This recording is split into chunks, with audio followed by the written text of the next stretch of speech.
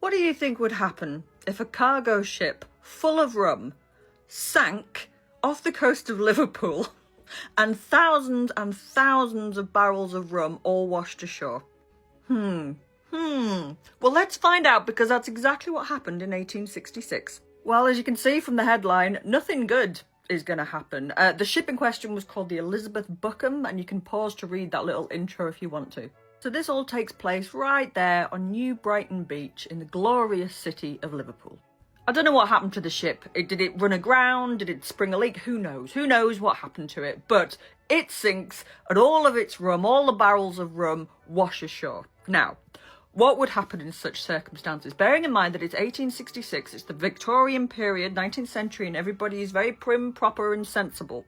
Well, it unfolded exactly as you would imagine that it would, but even worse, because what the people who came to view this wreck hadn't realised is that the rum was in a raw state. It's raw rum. It's like posheen in Ireland, or it's like moonshine in America. That's what's washed ashore. But it didn't stop anybody. Right, so here's the story. Since the wreck numbers of puncheons of rum have been washed ashore near New Brighton, it would seem that news of a loss of a rum ship spread like wildfire amongst the lower orders of the people on the Cheshire coast. If you're a person of lower order among the Cheshire coast, shout out to you. This is your people. And crowds made their way to New Brighton to see what would turn up. Many of them, it seemed, to have been actuated by no honest motive. There could be little doubt that they had been enticed there with hopes of picking up some rum casks which might float ashore and getting drunk cheap. Shocking behaviour.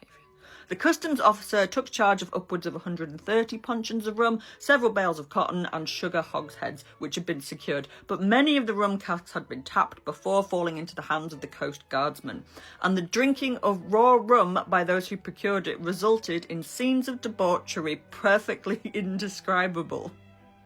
Men and women were seen in all stages of intoxication, and some sottish fellows were observed lying in corners sleeping off the effects of their debauch. This over-drinking was attended with fatal results in one case, and in other instances serious consequences were apprehended.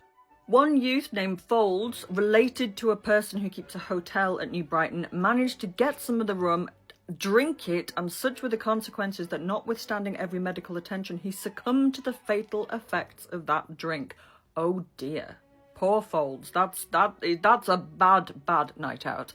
A man employed as a painter emptied his paint can, wiped it with a bunch of grass, filled it with rum, took a drink and fell on his head in a pool of water, and had it not been for some passers-by would no doubt have lost his life. He is at present in a dangerous state from the effects of the rum. I shouldn't be laughing. This is terrible. This is terrible behaviour, Liverpool. I know I'm laughing. I shouldn't encourage you. Many of the cases of a similar kind could be mentioned. On Tuesday night and Wednesday morning, men, women and even children were found in a state of beastly intoxication amongst the sandhills and were removed as soon as possible by their different homes. To their different homes, where they have been attended to, and in some cases, stomach pumps have had to be applied. Liverpool, you absolute bunch of scallywags. If I could afford pearls, I'd clutch them.